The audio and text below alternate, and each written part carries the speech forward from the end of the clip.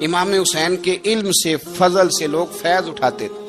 پھر اس کے ساتھ ساتھ امام حسین کا ذوق عبادت بڑا شاندار تھا، بڑا زبردست ذوق۔ علامہ جوزی نے لکھا ہے وکان الحسین رضی اللہ تعالی عنہ فاضلا کثیر الصوم والصلاۃ والحج والصدقۃ وافعال الخیر جمیعا۔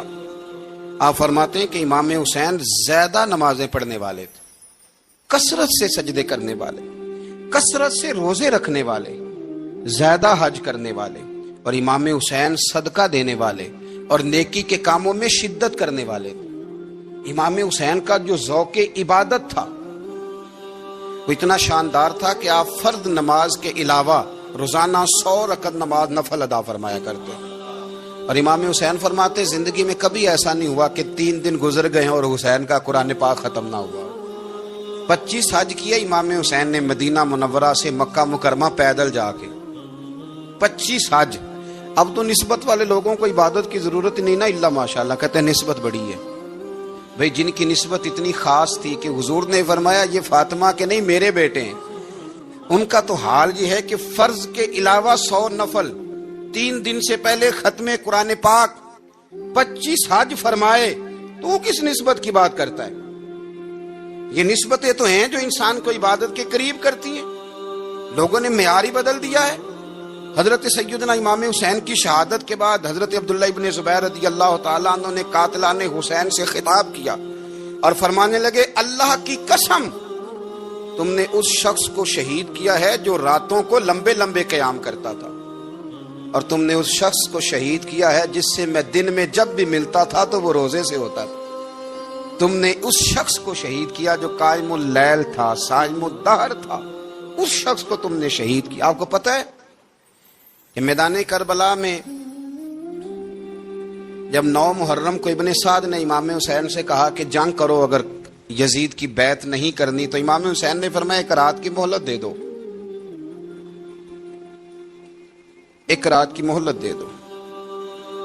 حضرت امام زین العابدین کہتے ہیں میں نے اپنے والد گرامی سے عرض کی کہ ابا جی آپ جہاد سے دور جانے والے تو ہیں نہیں، آپ تو جہاد سے پیار کرنے والے ہیں، اور یہ بھی پتہ ہے مجھے کہ یہ جنگ اب ہو کے رہے گی، تو 1 رات کی مہلت لینے کا معنی کیا ہے؟ بھئی کل بھی لڑنا ہے اور رات بھی لڑنا ہے، تو ابا جی 1 رات کی مہلت۔ تو سیدنا امام حسین رضی اللہ تعالیٰ عنہ فرمانے لگے بیٹا رات کی مہلت اس لیے لی ہے کہ میں آج رات کھل کے اپنے رب کی عبادت کر لوں، میں استغفار کر لوں، میں لمبے سجدے کروں۔ اور کہا زین العابدین تو جانتا ہے نا کہ مجھے نماز سے، تلاوت سے، دعا سے اور استغفار سے بڑا پیار ہے۔ نماز سے مجھے پیار ہے، دعا سے مجھے پیار ہے، استغفار سے مجھے پیار ہے۔ فرمایا بیٹا میں نے اس لیے نہیں کہ میں چاہتا ہوں 1 رات اور دنیا میں رہوں۔ تو امام زین العابدین فرماتے امام علی مقام نے سجدے پہلے بھی بڑے کیے، پر 9-10 کی درمیانی رات جو ان کے سجدے تھے وہ میں نے کبھی نہیں دیکھے۔ فرماتے ہیں تیمم کے ساتھ وہ رات کی جو عبادتوں کا رنگ تھا وہ میں نے کبھی نہیں دیکھا۔ امام علی مقام کا عبادت کا ذوق تھا، شوق تھا، لذت تھی۔ آپ یقین کریں ایسے ایسے عجیب بہانے ہم لوگوں کہتے ہیں میرا نماز میں دل نہیں لگتا، تو میں کہتا ہوں تیرا گپ شپ میں کس طرح لگتا ہے، تیرا موبائل پہ کیسے لگتا ہے بھائی؟ یہ تو بھائی ذوق کی بات ہے۔ امام حسین کہتے ہیں مجھے قرآن پاک سے پیار ہے، مجھے تلاوت سے پیار ہے، مجھے دعا سے پیار ہے، مجھے استغفار سے پیار۔ بھائی جس کو جس چیز سے پیار ہوگا دل لگ جائے گا۔ ہم نے کبھی پیار کیا ہی نہیں اس سے، جن چیزوں سے پیار ہے وہاں دل لگ جاتا ہے۔ یہ ایک بہانہ ہے، ورنہ کثرت سے عبادت کرنا، ذوق پیدا کرنا، یہ تو اہل اللہ کا طریقہ ہے۔ والذین یبیتون لربہم سجدا وقیاما، رب کے بندوں کی علامت یہ ہے کہ وہ راتیں سجدے اور قیام میں گزار دیتے۔ امام حسین رضی اللہ تعالیٰ عنہ استقامت کے وہ پہاڑ ہیں، معمولی آدمی نہیں تھے۔ فرزق شاعر کہتا ہے کہ میں نے امام حسین سے کہا تھا، میں نے کہا لوگوں کی تلواریں یزید کے ساتھ ہیں پر دل آپ کے ساتھ ہیں، دل آپ کے ساتھ ہیں۔ امام حسین رضی اللہ تعالیٰ عنہ نے زمانے کے حالات نہیں دیکھے، حق اور سچ دیکھا۔ جتنی چیزیں انسان کو کمزور کر سکتی ہیں وہ ساری امام حسین پہ طاری کی گئیں، جتنی چیزیں۔ वतन छोड़ना कितना को मुश्किल होता है। शाला परदेसी कोई भी न थी वे ते कख जिना तो पारे। हजरत सुल्तान बाहू फरमाते हैं बचो, परदेसी होना कोई आसान है? जिस आदमी का किसी छोटे से गांव में भी मकान हो, छोड़ना पड़ जाए तो रोटा है। तो मुझे बताओ जिसने अपना सारा बचपन मदीने में गुजारा हो, आज जो एक हफ्ता मदीने रह के आते हैं उनसे वापस निकलना मुश्किल होता है। लेकिन इमाम हुसैन हक का रास्ता था, वतन की कुर्बानी दी, और मामूली वतन नहीं, मदीने जैसा वतन। और जब खड़े थे ना इमाम हुसैन रदी अल्लाह ताला अन्हु रजब में निकल रहे थे मदीने से, तो कोई शायर कहता है दूर खड़े हो के उन्होंने गोया कहा था, आका तेरे करम के खजीने की खैर हो, मैं जा रहा हूं तेरे मदीने की खैर हो। इमाम हुसैन ने वतन छोड़ा, कोई लग़ज़श नहीं पैरों में, कोई नहीं। शहजादों वाली जिंदगी थी। मस्जिद नबवी के इमाम थे, नबी करीम अलैहिस्सलाम के रोज़ा अतहर पर तशरीफ रखते थे, जमाना हया करता था, शान शौकत थी, पर हक के लिए छोड़ा। निकल कर खानकाहों से अदा कर रस्म शब्बीरी। और फिर बड़ा मुश्किल होता है, जिस शख्स के साथ बच्चे और औरतें हों वो तो ये कह के लड़ाई से जान छुड़ाता है कि मेरे साथ फैमिली है, ना होती तो तुझे बताता।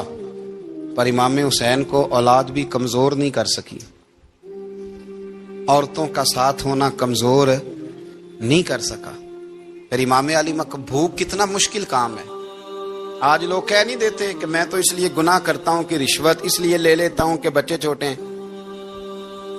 10 दिनों की कमो बेच सफर, 3 दिनों की भूख और प्यास, पर हक के रास्ते में इमाम हुसैन को कोई चीज कमजोर नहीं कर सकी। और फिर वो जितनी बातें लोग कह सकते थे वो सारी कहीं गई, सारी।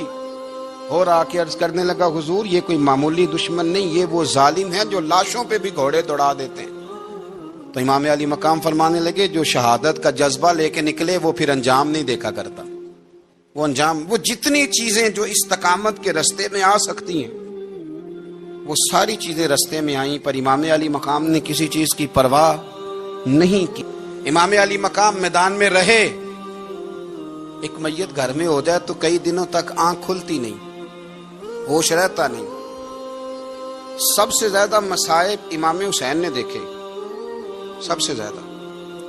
और घोड़े पर बैठने से पहले पहले सारी तकलीफें आप देख चुके थे। बाप का जनाजा उठाना आसान होता है, बेटे का जनाजा उठाना बड़ा मुश्किल होता है।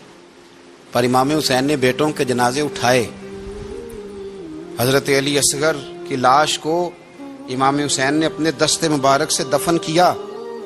और जनाब अली अकबर की मैयत को जब आप उठा के ला रहे थे तो सैयदा ज़ैनब फरमाती हैं कि मुझे यूं कभी लगता था हुसैन का कद बड़ा है और कभी लगता था अली अकबर का कद बड़ा है। और फरमाती हैं कि फिर हजरत कासिम बिन हसन को भी वो उठा के लाए, और जनाब अब्बास के वजूद से अलग होने वाले बाजू उन्होंने ला के हजरत अब्बास के वजूद के साथ भी रखे। उन्होंने ये सारा मंजर देखा।